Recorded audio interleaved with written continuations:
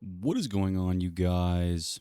It's your boy, Jeffrey Epsteve here, and we are back with episode 162 of the Video Game Therapy series.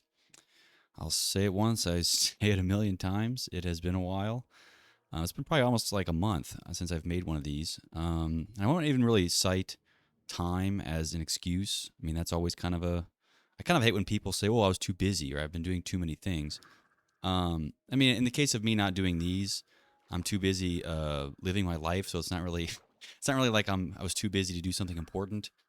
This isn't important, and so honestly, me not doing these is probably a sign that things are going well for me. And if I'm doing these like twice a day or once a day or something like that, or every day, that's usually a sign. It's not a sign that things are bad. Sometimes that just means that I'm in a very thoughtful, mode, but that also could mean, sometimes that I'm just too wrapped up in my own head instead of being more wrapped up in the everyday ins and outs of life, which is kind of where my focus should be if things are going well, I think. But yeah, I don't really. I hate when people say they don't have time for things because they really. I mean, everyone has the same amount of time. It's simply that the real excuse is it's not a priority for you, which is fine. I think that is a totally fair excuse to not do things. But to say, well, I don't have time to do it, but I wanted to. It's like, no, you can still want to do things. There are like millions and millions of things that I want to do, but ultimately, at any given time, is this a priority for me or not? And if it's not a priority, then I won't do it. So it isn't necessarily that I don't really have time. I always have the time. It's just this doesn't really come up as a priority for me. Now, the other part of this, and the reason that I haven't done some of these, is just that I haven't managed time well, which I think is a better excuse. If you're going to cite time as a reason that you didn't do something, it should be, I've been poorly managing my time, recently, which I guess in this case I have been. I will admit that I have been poorly managing my time. For whatever reason, I just, I've always struggled with focus as a thing. I just kind of jump between activities so often, and I think I can focus. It's not like I have I don't really subscribe to this whole um, chemical imbalance theory of the brain, because that's a larger kind of issue of pharmacology in general, is doctors viewing all physiological responses as just chemical imbalances, as if we are able to calibrate the ideal chemical balance of a brain. It's like we don't really understand how brains work beyond, kind of very lossy abstractions about neurons. But I mean, we do understand how neurons fire, and that there are patterns of things, and it is an interesting, potentially even thrilling area of study. All that to say, we're not anywhere close of like figuring out what chemicals are balanced. So I don't really, view my issues with focus as this. Well, you just don't have enough dopamine in your brain, so here's meth to lock you in. Which I don't think is, I don't think is the right solution. It works for people, I guess, but it's just not. It's not what I think the healthy thing to do is. I think we ourselves have a lot more power over our own minds than we would like to admit. I think it's easier for you to exist in a world where a lot of things aren't your fault, because it does kind of seem that way. If you look at the world, it's like, someone's getting blown up somewhere, or there are these wars, or some politician did something terrible, or someone was caught stealing money. And it's kind of easy to view yourself as like an abstracted victim in this case, where it's like, well, they stole money from the taxpayer, and I'm a taxpayer, therefore this person did an evil thing to me, and I didn't deserve it. But I think it's kind of a worse direction to go, that you don't deserve, like nothing you ever do is ever deserved. It's not like, well, I can't focus, and I have, poor, scattered attention, and I, have trouble getting my work done. I must be a victim. There must be somebody somewhere that has wronged me, that it's such that it's not my fault. Or in this case, my brain is just wired so differently from other people that, they have the fortune of being regular, and I'm not regular.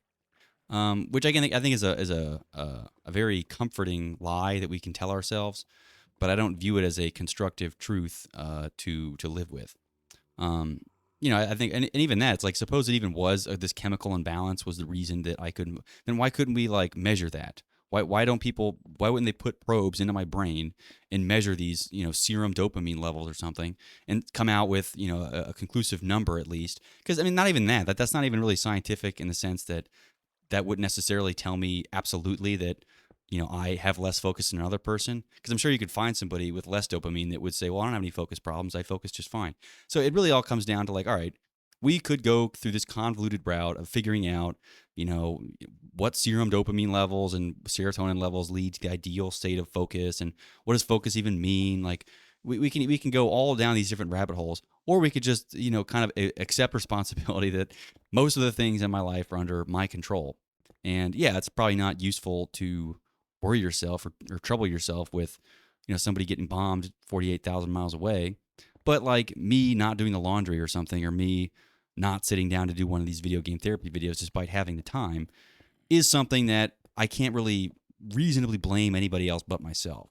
So it does kind of seem fruitless. And I understand where the urge comes from to want to do that, but it's just not a mode of being that I want to exist in. But it's one that, I often come to. It's not like I say these things and then, of course, I don't do the video game therapy that I say I'm going to do. Because I'm a hypocrite, and I have said that again and again. It's my goal to not be a hypocrite. But the idea that like I'll never lose a day, because one way to look at this is like, or one way that I look at this is like I winning and losing days. There are, I won't say many days. There are days where I just lose. I just don't do the things that I want to do. Things come up. I just don't get accomplished what need to be accomplished. I might have had opportunities and squander them, or maybe it just was stuff out of my control. I had to get my car fixed or something, and there was some reason that I couldn't do the things I wanted. Either way, whether it was my fault or not, the things that I wanted to get done did not get done, and I lost, and that's fine. And some days I could say, well, that loss wasn't really my fault, so I don't feel as bad. Other days, it was absolutely my fault. It was 100% my fault. There was nobody else to blame but me. I lost the day because I'm a lazy piece of shit. Which, again, you can kind of use that to like wallow in pity and then kind of let that spiral into losing more and more days. I can say, okay, fine. I lost yesterday. I can at least win tomorrow. I have a new chance tomorrow. Every day is a new chance, and that's super David Goggins gay way of putting it. But that seriously is the case. It's like you actually can, like, you don't have to have, just because you have a trend of 48,000 losing days in a row or whatever. That does not mean you cannot start with a streak of one tomorrow. And sure, you might have one good day, then four more bad days, but fine, you're 20%. Like, however you need to look at it mathematically, it doesn't really matter. Like, as long as you can justify yourself giving yourself a shot the next day and saying, well, I can win tomorrow, whatever that means. And winning is not that you have to get everything that you put on your to-do list done. Winning is kind of it is kind of a feeling that you get at the end of the day. It's like, all right, I kind of, I did the most with the opportunities I have. When you've won a day. It's not like, I feel like I'm explaining this, but to some degree I don't really need to, because I think people know implicitly what winning a day feels like. Getting the things done that you wanted, successfully navigating whatever it is. Usually my biggest stressors on days are like winning and losing, or even like navigating social excursions, which may be things that don't really register with people, but maybe I overthink social situations to an extent where a win to me feels like, oh, I successfully navigated social excursions today without, I guess, losing a friend or being a weirdo or something like that. I don't know. That probably is a bit too self-critical. But that is those are things that I keep track of. In addition to kind of the obvious, like, did I eat well? Did I do the lifting and stuff that I needed to do? Physically, did I kind of check off the boxes? And honestly, you can even win part of a day and lose the rest. If I lifted, that's a win. But I could still lift and like lose the rest of the day, because that's all I managed to accomplish. The lift took, maybe start to finish, if you include everything in the shower and the warm up, we'll say 90 minutes. But like, okay, fine, you had 14 hours and you only were on task for 90 minutes, which, in that case, it is kind of still a loss. But there is at least some, there's a consolation prize in the sense that I at least lifted. And that is one thing that I was managed to accomplish, which is why I kind of am such a proponent of lifting. I think it's such a huge thing, because even on days where you lose everything, if you at least got in there and did something, that can still be considered a win and give you something positive to chew on, that night, without everything being a total loss. Because wallowing around and losing 10 days in a row, I realize how hard that is to then literally pull yourself out of your own hole that of course you yourself dug. And you can be mad at yourself or mad at other people. It doesn't really matter where you put the blame. And the important thing is, do you come out of it? Do you manage to self-correct in some way? And it ultimately has to be you. That's kind of why I view I sympathize more with people that are too self-critical than those that are too, critical of others. So like if you're blaming others for your problems and that's the reason you didn't win the day, it does. You're kind of requiring that other people somehow influence you such that you can win the day. Whereas I think people that are too self-critical know it's their own fault, and it's the reason that they were a piece of shit is because they are a piece of shit. Which again is can be a very dangerous mindset if you allow that to continue to spiral. Um, and you don't ever try to self-correct. If you just continue to wallow in the fact that you're a piece of shit and you hate yourself, then that can be pretty bad. Honestly, just as bad as like I guess the victim complex side of this. But I think the self-critical parts at least know that it is your fault. But in that mindset, you have to then know that okay, it is your fault, but also it doesn't. You're not a victim of yourself. Like you can actually change your mind. You can actually do different things. You don't have to be, I guess, a slave to your losses. It's fine. That being said, I do lose many days, and I've lost many days. I lose many days all the time, and every time I've win a couple days in a row, I'll lose the next day, and then it's very humbling actually, just to think of it that way. That again and again you just kind of lose and lose and lose. But that is as is life, I suppose. It is just it's a lot of tests. That's kind of the way I view it. Um, I guess saving the hardest problems for the strongest soldiers kind of mentality. That's probably a Bible quote or something. God saves his strongest battles for its hardest. I don't know. I might have just made that up, but sounds pretty cool. Anyway, got some other random stuffs to complain about. In the grocery store. So the grocery store, really the only thing I get from there, I go to the butcher to get meat, and then I go to the grocery store to get produce. And I usually go to a more expensive one, kind of a bougie grocery store. I suppose by my own standards, it feels bougie, right? Everyone there feels richer than me, but I just go there for produce because it's just better. But I went to the kind of the cheaper version. So almost, I'm not a Walmart, but a Walmart adjacent store, and the produce like seems fake. It seems like it's like a CIA town produce or something. It doesn't, because I got these specifically. I got these blueberries, and I didn't really read the packaging. I just saw, oh, blueberries, whatever, I don't know, $4 or whatever it is. And it's like, oh, blueberries are good. I want some blueberries. So I bought the blueberries. And then I got home and didn't realize that they were like, it said like jumbo, like special jumbo blueberries. And I was like, what the fuck are these? I just wanted like regular blueberries. And they don't have the same consistency of blueberries. They have like, they're almost, they have the consistency of like a banana or something, but it's a blueberry. It's just odd. And yeah, they're like triple the size of the other blueberries, but I don't want bigger blueberries. I want accurate blueberries. I want blueberries that are, you know, that have parity with the blueberry texture and blueberry taste that I'm familiar with. So I don't know if I'm just in some kind of CIA experiment town where they're just, peddling fake fruit to their citizens or something. Or I guess now the new norm is that you get the CIA fruit, if you go to the poor store, but if you go to the bougie store, which I usually go to, then you can actually get regular produce that isn't, I guess, jacked up on GMOs. Because that is kind of what I glean from this is just that, oh, a lot of these produce are just so GMO'd now that it's kind of, actually is obvious that they're GMO'd. Whereas it used to be just like, oh, the fruit's full of GMOs. It's like, yeah, well, it still tastes like a strawberry. I'm not going to like go, I can't tell the difference between a GMO strawberry and a regular strawberry. But whatever these blueberries were, I could absolutely tell that these were fucked up in some way. And I could have just got a bad batch or something. But then why would every single blueberry in there have the same, almost fake texture? They're obviously fucking around with this somehow. And I'm not going to pretend like the blueberries or strawberries from the bougie store aren't also GMO to hell and back, but at the very least, they have the veneer of being, they have the consistency and shape and texture of the blueberry that I'm familiar with. These other blueberries were completely foreign to me, so I don't know if this is I don't know if this is some intelligence agency experiment trying to see what degree of GMO food people will accept.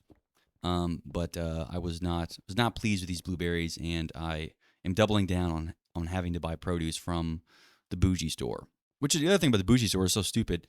Like, so I buy avocados from the bougie store, and like depending on the day, they're literally double the price. Like some days they sell 99 cents for an avocado, other days it's 1.99. So that feels like a margin that you can't like hop between. I feel like 69 cents and 79 cents, that's an oscillation that's fine. Even like $1.29, $1.49, those can oscillate just fine. Kind of bananas are always, super cheap, like $1.30 a pound or 49 cents a banana or something like that. But doubling the price of something that is only $1 does seem that seems a little unfair. That it's literally double the price on some days instead of others. And avocados especially aren't really a food that you can get away with like stockpiling. Like they have a very, very specific window in which they're good. Otherwise, they're trash and they're not like you don't want to eat them. So they're not really a food that I can't get like 8 avocados when they're 99 cents because by the time I actually want to eat them, they're bad. Unless I guess I can front load the avocados and eat like 6 in a day or something like that. But I don't really want to do that either. But either way, the bougie store has its own problems. Anyway, I don't know what got me on about blueberries and the like. Let's see. Oh yeah, the other day, this is the other thing about grocery stores. So I was looking for candy. Don't ask why. A very specific kind of candy for someone. And I kept thinking like, oh, what aisle would candy be in? I was like, maybe it's in like snacks or like near popcorn or something. And I guess I forgot that, that I live in Burgerland because there's an entire aisle that's called candy. I almost laughed to myself because I was like, oh, the whole aisle is candy. I was looking for the subsection of the aisle that had candy on it, but I forget that there is an entire aisle dedicated to candy. Front, like top to bottom, the entire thing is candy. So I was like, oh, that was kind of stupid of me. I should have assumed that was the case. I guess it kind of illustrates quite nicely the direction that we're headed. That there is I can't even buy real produce anymore, and there's a whole aisle dedicated to sugar. Bad sugar, even not even like fruit is also sugar. I'm not going to pretend like it's not, but fruit at least has like the fiber and the nutrients, and there's some fruit is kind of an arguable sugar, like an arguable health food. Like people are like, oh, I'm healthy. I'm eating 1,800 strawberries, which is I guess is better than 4 bags of Skittles. I'll submit that, but it is still just carbs. It's got some fiber in there to slow it down, but it's not like it is still just sugar. But I guess it's a little bit better. But anyway, yeah, the candy aisle. I didn't even know that I guess I should have known that had existed, but it didn't really register with me. Yeah. Anyway, let's see what we got here. Look, these are trash. Let's see what else is on my list here. Here's another thought I had, just as a skeptical person. I often have lots of skeptical takes, and I really consider myself skeptical. Just in general, I don't. Not that I'm not trusting. I am quite trusting once my skepticism has been quenched. But in general, I begin very skeptical, and then kind of allow once my intuition has given me a strong yes or no, then I'm much less. I'm not permanently skeptical. For these permanently skeptical types, or just modes, or just moods, or whatever, I almost kind of view it as like a mask for indecisiveness. Like if you don't want to make a decision because making a decision is a difficult thing to do, you can then kind of fall back on being skeptical, and then that is like kind of a logical rationale for being for not doing anything. It's like I saw an example, and I bring this up a couple times, but I have a friend that wanted to like start working out, and they had no background, no gyms, no newbie gains, nothing. And if you know anything about going to the gym, it's like, all right, well, you have newbie gains. Newbie gains can last like 5 years, where it almost literally doesn't matter what you're doing in there. You could Google bodybuilding.com best exercises for big muscles, and you could probably do whatever's in that, and you would probably make progress for at least like a year. Especially depending on your body type and how you eat or whatever. You could do pretty well for a while doing literally whatever the fuck. It like the optimizations and like the exercise selection and the volume and intensity, all that stuff, can factor in a much later on. And I'm not saying you shouldn't think about that outright. It is kind of still worth considering. What are your goals? What are you trying to accomplish? What's your timeline? Are you trying to lose or gain weight? These are all considerations that you could, amend your workout routine. But if your current regimen is nothing, it literally doesn't matter. And you've never been to the gym. It literally doesn't matter what the fuck to do. Like, just get in there. Like step one is just getting consistent and being in there. That there's no optimization. But I had this friend that was, is kind of a skeptical person, and they're so fixated on finding like this perfect, or just like this, not even perfect, but just like an optimal routine. Like they were so focused on not like they didn't want to do a routine that was suboptimal, and I kept trying to stress to them. So like it literally doesn't matter what you like. You have you've never gone to the gym. It doesn't matter what you do. It literally doesn't. Like whether you're doing 10 reps or 15, whether you try to do 30s or you do, eccentrics or something. Why are you thinking about all this? Just get in there. Like right now, you're just a blob. Like it doesn't, like you're going to get better a lot very quickly, and it's going to be noticeable no matter what the fuck you do. And like, yeah, you can avoid some common pitfalls. Like, don't max out every week on a back squat and don't be a moron. But he's not really the type to do that anyway. But either way, that got me thinking that skepticism in general can be a mask for indecisiveness. And I think part of what the rationale was in that case was, that, oh, if I can continue to be in this like thinking phase, if I'm in like the thoughtful phase of like, oh, what should I, what is the smartest thing to do about this, kind of the metacognition mode, then you can kind of put off making the decision of like, oh, I actually need to drive my ass to the gym and do something. It's like me thinking about it is not me doing it, you know. Um, and I just kind of came to that as a realization. Like, are you asking a fair question? Like, are you actually trying to clarify, something, or are you just postponing making a decision on something that will require effort or time or will be difficult? Like what is it actually that you're doing with this? So anyway, I just thought about that.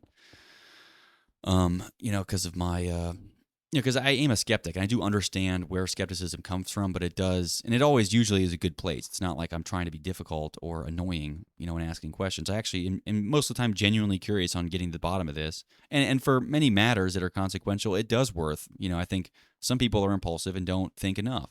And I think skepticism is really helpful to them, but it also can become, your worst nightmare if you just can't make a decision because you're so caught up in like the optimization of nothing.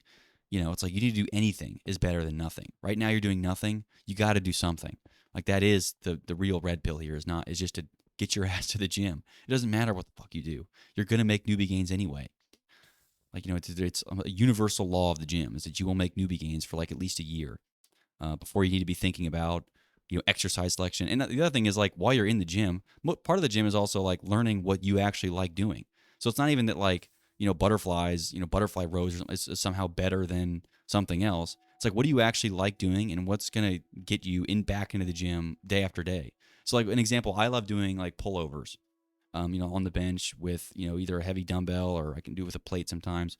I just like doing that because it kind of really opens up my chest and my lats and everything. And it's just kind of a money exercise. Now, is it the most optimal exercise I could be doing for my goals at this time? No, probably not. And it's like, am I pushing the intensity to the optimal zone? How would I know that? How would I ever know that? Like, I'm not going to know that. I don't have this omnipotent, omniscient. I'm probably in there. Some days it probably is. If you are God and you're looking down on me doing my pullovers, some days God would tell me, oh, you're actually fucking up and doing this wrong, but I wouldn't know that. There'd be no way of me knowing whether or not what I'm doing is the perfect, most efficient thing for me to do at that exact time. It's just a false ideal. Like, I think it's more important for me to just be in there consistently and doing anything and doing what I think is what I come to believe as being the best, given my knowledge and my experience in the gym, just despite not knowing that I don't have this divine intellect on what it is the perfect thing I'm supposed to be doing. There is no perfection. It literally doesn't exist. It's even optimal is kind of is almost a difficult or impossible ideal to have. Like, what is optimal? Optimal for who? Can you optimize for everybody all the time? No, you can't. Obviously so. So I don't know. As a skeptical person, you kind of have to talk yourself out of that thinking sometimes, and that thinking more about a problem can be very, very counterproductive.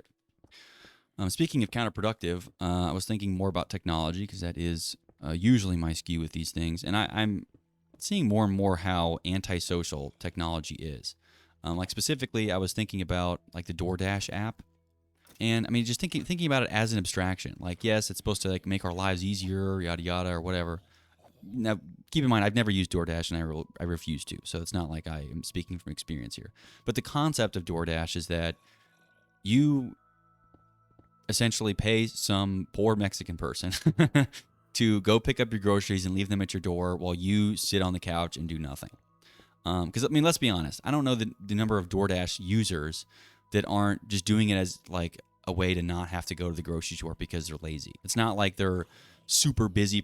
They're not busy professionals. They're lazy and they don't want to go to the fucking grocery store themselves. Well, it's actually easier and it's actually cheaper. I don't care. You're lazy and it's antisocial because instead of you going to the grocery store and maybe having a small interaction or with I guess the it's not even a clerk checking you out now. It's you checking yourself out. Maybe you might actually look at the clerk that's managing the 18 self checkout machines and have like, oh, have a good day or whatever, or even just like seeing another person. Instead, you get to lock yourself in your goon cave and again pay some poor Mexican. Not even minimum wage. Minimum wage is almost insulting the amount of money that they're making. They're almost losing money on every transaction. Like once you factor in like I guess the degradation of the car that they're driving, like the gas that they have to do, like the price of gas, like their time and sell the groceries themselves, all that. They might be making like I don't know, like $250 or something comical. To treat them as anything other than literal slaves for your bidding is silly. And if you are really this like, I guess someone passionate about helping those in need, why the fuck are you using these horrible dystopian apps? Like, stop doing it. I guess back to the point of it being antisocial. I think more and more technology is antisocial. I mean, even think about just social media in general. Like, what is it? What is the ideal of social media? What is it supposed to do? It's supposed to connect people. Allow people to, see people they haven't spoken to in a long time or whatever. But when you're on social media, you're literally just staring at a box, like talking to nobody in silence, not smiling, not laughing. Like maybe you might laugh at something dumb somebody sends you. But in general, most of time spent on social media is the most antisocial looking activity I've ever seen. I mean, they're literally talking to nobody. They're dead silent. They're staring at a box, in their hand. Again, I'm taking some liberties with the abstractions here, but that literally what is kind of what it is. It is an incredibly antisocial thing, and I think in general, a lot of technologies are antisocial. They're not really combining. I'd even argue that video games, while antisocial, kind of played alone, video games are more social than social media, in my opinion. If you're playing video games with others, I would argue that that is certainly more social because you're at least talking to and interacting with, of course, virtually, but interacting with others. Whereas social media, the interactions are likes and comments that are so inhuman and impersonal that it's hard to even call them interactions, right? They're not like they're worth so little. Like even think about it from like a financial perspective. Like I wonder what the actual dollar value is of like let's say like a Facebook like or something or like a comment or a reshare or something. Like that probably is, I don't know, several 1/100ths of a cent or something like that. But like what about, I guess the dollar value of like a handshake. Some handshakes are invaluable. Like they're worth everything, right? Imagine shaking, I don't know, some cool celebrity's hand, Justin Bieber's. I mean, I would hate to shake it. OJ, maybe. OJ. Imagine shaking OJ's hand. How much would you pay to shake OJ? How about Jeffrey Epstein? What about shaking his hand? That it would be um, a timeless handshake worth, who knows how much money really. Uh, Jokes aside, I think still the human interactions truly are so much more valuable, even from a financial perspective, than the interactions on antisocial media. But in general, I think technology has become very alienating. I don't think I am alone in saying that. But I think people will say that, but then they don't really interact. They don't do what's necessary to actually impose guardrails and restrictions on themselves. For whatever reason, they then kind of say, well, yeah, I know it's bad, but like I have to for XYZ reasons. And while that is like fine, I guess, to some degree, it's like, well, I have to be on LinkedIn. Actually, you don't. You really, I'm like, yeah, you can obviously pay the price and, whatever you think is going to happen, I guess, not have a job or something if you're not on LinkedIn or, not know what's going on with the stock market or something. Sure, you can like, but there's actually no legal, it's not like you're going to get arrested for not doing this. Um, I guess not yet, actually. I shouldn't even say that because pretty soon you actually will be arrested for that. Speaking of which, I'll pivot here into another topic that's really bothered me lately. These age verification laws in California and in Colorado that they've passed. Now, those are just the two states that they've passed them currently. But basically, what they're requiring is that the I don't know if it's OS, not really OS manufacturers, because they don't really. I guess the OS distributors, the people that are responsible for the operating systems, have to, essentially encase in like I guess in like a JSON request or something. Or actually, no, I think it's like their environment variables within the OS. So like Windows has the Windows registry. And Linux, obviously, you have environment variables that, are, either user specific or just through your whole system. And I think Mac probably has the same thing because it's, it's Unix based. But you have to disclose in there that like, oh, your age group is between 17 to 22 or 13 to 17 or something like that. As a result, and obviously, if your head's not up your ass, like you'll know that this never does anything. It's like parental controls have existed for decades at this point, and if this is meant to protect the children, I don't know what to tell you at this point. You're just intellectually so far behind that there isn't much I can say or do to change your mind because you're lost. Uh, besides that, um, System D, the init system for Arch Linux, has actually added a merge request for that. And of course, as a Arch user, I am deeply offended by that. And even the developer himself wasn't like doing it to be a douchebag or like, get GitHub points or whatever. I'm sure he did, but he even stated it's like, well, obviously it's like an optional flag. You don't have to do it. You can always just spoof it if you really don't want them to know your age. But I think bending the knee at all is kind of proving, like allowing them, almost saying, subliminally that it's like, oh, it's okay to like, we're fine with being regulated to whatever extent these bullshit, laws deem necessary, which I think is not a position that, I think free software should take. And the other reason is it's like, obviously this extends very clearly into full age verification because, they enact this and then people are like, well, actually, a lot of people are actually lying about their age. It's like, oh, what? Like, oh, when those pop-ups come up and it says, are you over 18? People are lying? How could that happen? You're not allowed to lie on the internet. It's like, how fucking dumb are you? What are you talking about? That's the point of the internet, is to tell lies. What do you think Instagram is?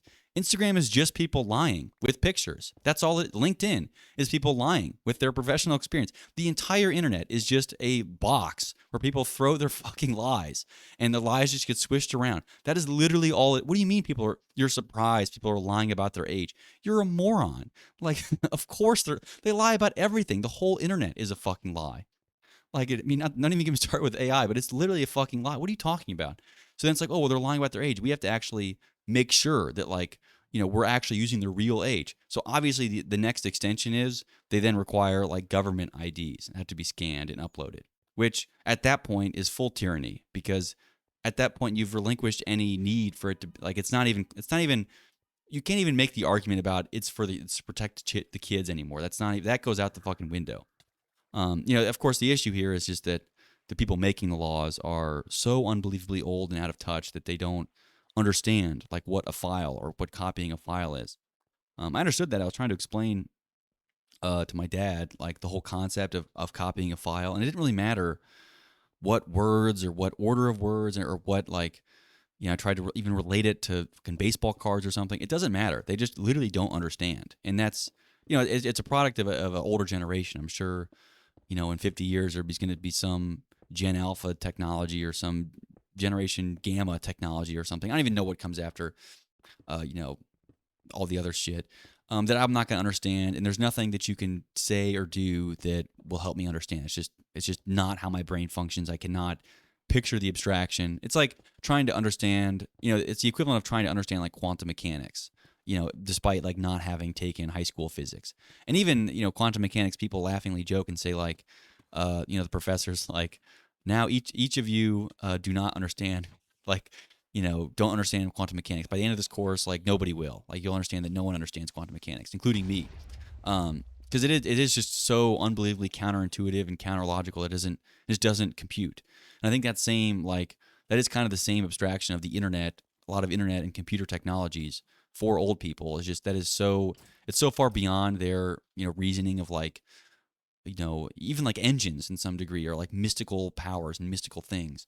And that's why you see so many people wrapped up in AI psychosis, is that they simply cannot comprehend, the abstraction just does not compute with them. which brings me to another point about what I would call, the most dangerous people on the planet. And these most dangerous people, I just call smart people. And I kind of categorize, in this abstract, I can obviously categorize people into whatever categories I want. But in this context, oh shit, I blew up a diamond. Whatever. In this context, smart people, I mean, like I jokingly say like 110 IQ is like the worst IQ to have because dumb people are easily manipulated. So you can kind of do anything you want with dumb people because they are easily manipulated. Smart people realize that dumb people are easily manipulated and that they are smart enough and capable enough to manipulate said dumb people. It's not really until you get to like, I might call like the brilliant or at least like the aware people that you realize that the point of your existence is not to manipulate dumb people into giving you what you want. Like that isn't the point of life, and that doesn't actually help you at the end of it. Like you might think that you can, oh, look at all these dumb people I got to do things for me. Now I don't have to do anything. It's like, yeah, but you're kind of digging your own grave that, in that sense. It's not, you don't want to be doing nothing. I don't think you really appreciate or understand that. Like what you've created for yourself is not heaven, it's a prison. So like, sure, you're able to do that, but that's not really a smart thing to do. I wouldn't want to do that. Either way, I think in general, dumb people are, I say dumb people. I just mean people that, kind of, are either easily manipulated or just don't gravitate towards manipulating other people, and they don't really see other people as like opportunities or as units of labor that can be, shifted around and moved. Because that is kind of the big sin of these smart people is that they view human life with such a ambivalence and such a low, because they kind of see these dumb people and they go, oh my god, I'm like disgusted at my species. Like look at these gross people, whereas I might look at somebody and go, everyone has their own strengths and abilities. Everyone is capable of doing incredible things, and even just looking at somebody or even talking to them or even getting to know them doesn't necessarily mean you understand them completely, and you never will. Like the complexity of a human goes so far beyond a single human's perspective that no amount of psychoanalysis or quantification of a human will ever go to the degree necessary to really appreciate the complexity of their being. And that is true for the ugliest and fattest and dumbest people on the planet. Like they still have some of this like divine beauty within them. And it's no, I and anybody else is in no position to enforce my will onto other people just because I view myself as better than them or something. Um, which again is what I think the smart people kind of take away. They think, well, look, these dumb people, I'm so disgusted by what I think they are. Therefore, I'm going to make them do what I want. Where it's like, I think you shouldn't view them as that way. I think you're kind of missing the point. You're not smart enough to realize that you are equally as dumb and ugly and stupid as them. However true though any of those things are, which again most of them are probably not. But you're no better than them. So kind of positioning yourself in some way where you can manipulate or make them do the bidding of you is truly the most evil act that there is. And that is kind of why I say smart people are the evilest. And I, not saying all, like, if you're past smart into like maybe what I might call like brilliant territory or something, or at least like, again, maybe smart is kind of the wrong word here.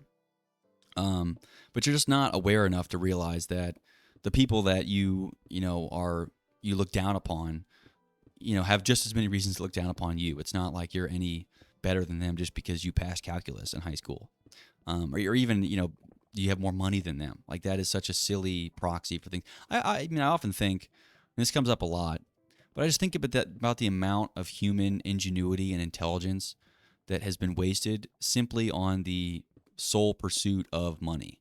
Like they say, or they say, or whatever. I guess. It's not that money is the root of all evil, but the love of money is the root of all evil. And I just often think about the amount of human potential that has been wasted purely on the basis of trying to make number go up. Knowing that the number is only a lossy proxy, if that, for anything meaningful. And again, often the most impressive and wonderful among us don't even think money doesn't even compute with them. It's like, is any amount of money like worth, I don't know, like the skill of a Derek Jeter or something like that? Like, sure, like he got paid a lot of money to do that, but like the skill itself is the valuable part. It's not the money that he gets from the skill isn't the important thing. The important thing was the glory and the like the culmination of human potential that resulted in his abilities, not the fact that he made money with it. Who cares about the money? It's like, I think the act itself, but that's the impressive part, was his skill. Fuck the money. I don't care. Same with like people that like created the rockets to go to the moon or something. It's like, sure, that was made possible via money, but ultimately the impressive part wasn't, oh, there was $180 million. It's like, no, the impressive part was that, we're monkeys we've created these machines to be able to do these things. Like, that is, like, we've used our ingenuity to create something, not the fact that it was worth a bunch of, who cares about the money? The money's only ever a proxy. So I just think about the amount of human potential that has been invested into what is ultimately only a proxy for human life. Because at some degree we can extrapolate human life onto money. I mean, insurance companies do that regularly. That's what the job of an actuary is to really, basically ascribe some kind of numerical value to a human life based off, their health data and whatever, their wearables. Um, but money will only ever be a proxy for anything. Like, it itself should never be the goal in anything. Like, if the goal is to provide your children with safety and security, then fine. Like, money can be a means to do that. But money itself doesn't give them safety and security. It doesn't warm them at night. It doesn't nourish them. You cannot eat it. Like, it doesn't really do anything. Like, the food is what you want. The shelter is what you want. Your kids don't even need, like, they mostly need, like, love and nurturing and support, protection to some degree. They don't necessarily need just gobs of money to waste on fucking nothing. But anyway, I don't know. I'm constantly bothered by the philosophy and implementation of money. Let's see. What else is on my list here?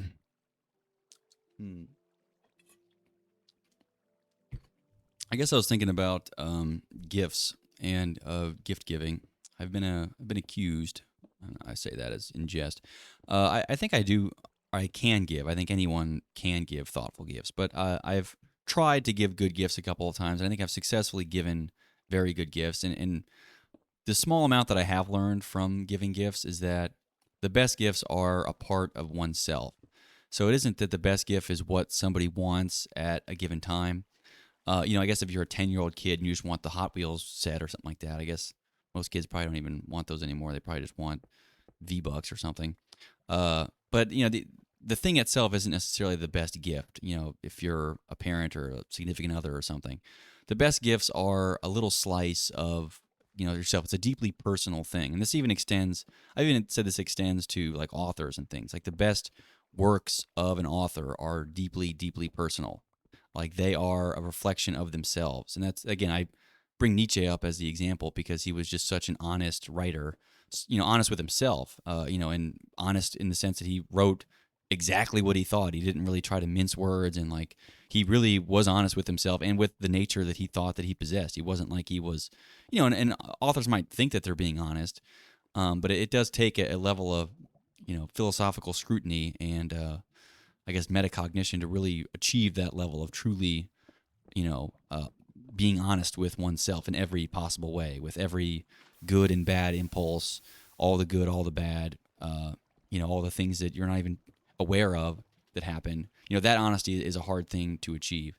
But giving gifts is trying to find some way to, compartmentalize or otherwise create an artifact of something that is a part of you and is reminded of you. Because you even think about the heirlooms that are passed down, they're often like meaningless junk. Like, if I stumbled upon some little watch or something, it means nothing to me. But the thing is, like, if it was something that your great great grandfather used every day and had for 60 years, then it becomes something deeply personal. It's a part of them. And in this case, it's something more material.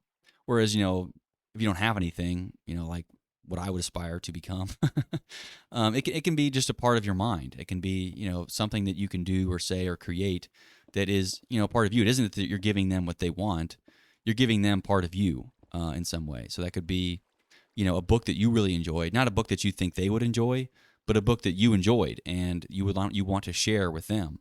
So it's about sharing like a part of yourself with someone else in a meaningful way, in a thoughtful way. And the thoughtful way is not just selfishly. It's like, well, what do I like the best and what do I think is cool? But what part of me do I think they would appreciate? Is it something about, something, is it book related? Would this person be a book person? So don't get them a book you think they would like. Get them a book you liked.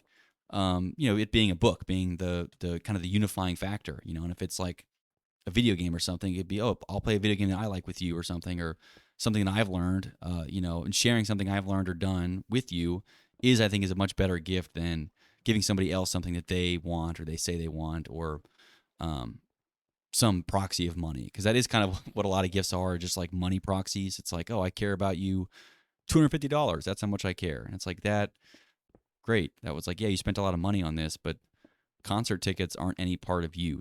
You just spent your money. And unless you are defined by your money, which I guess in that case, this is a very apt gift. But, in most cases, you shouldn't be defined by the money you have. So concert tickets aren't really a thoughtful gift. Like, they're nice, and I'm sure the person appreciates them because they want to go see the concert. But I think a better gift would have been something probably worth nothing, but something that was a part of you that you're giving to them, and you're thinking of them, and you thought about them when you shared this part of yourself. Which is, I can't give exact examples because that is kind of the challenge with this. I'm not saying that it's easier to give gifts that are thoughtful. It's obviously, that's why they're hard. And that's why people just buy concert tickets, because it's easier, and they can just say, well, what do you mean I don't care? I gave you $250 for concert tickets. Like, that's that, how is that not thoughtful? It's like, well, yeah, that is, like, yeah, you did spend money on these, and that can be considered.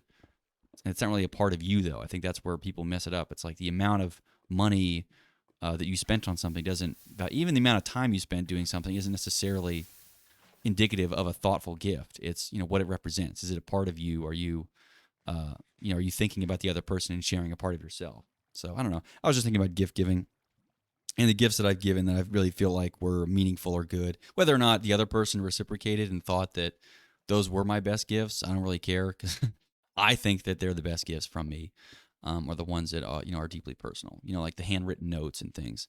I always did handwritten notes ever since I was a kid for some reason. I thought, well, part of it was that I didn't really have any money. I didn't want to give anybody else the little amount of money that I did have, whatever. So I would just give them, I'd, draw them a picture or something. And, again, that was often, it is a part of myself, and sure, it's meaningless or worthless in terms of money, but it's meaningful in the sense that it is a part of me, and I spent time to do that. And I was thinking about them while I was doing that.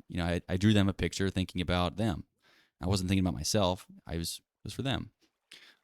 So that is kind of where I think the best gifts come from, is just a part of themselves. And I've made the comment before about authors. I've said that before, where I think the best works are the authors that are the most honest with themselves, and the most honest with an ability to articulate their thoughts and feelings and emotions, which is a very, very hard thing to do. I'm not, it's not like any author can do that. It's exclusive to those who have really been deep into reflection and thought about themselves, not in a selfish way, but in a almost a self-critical way.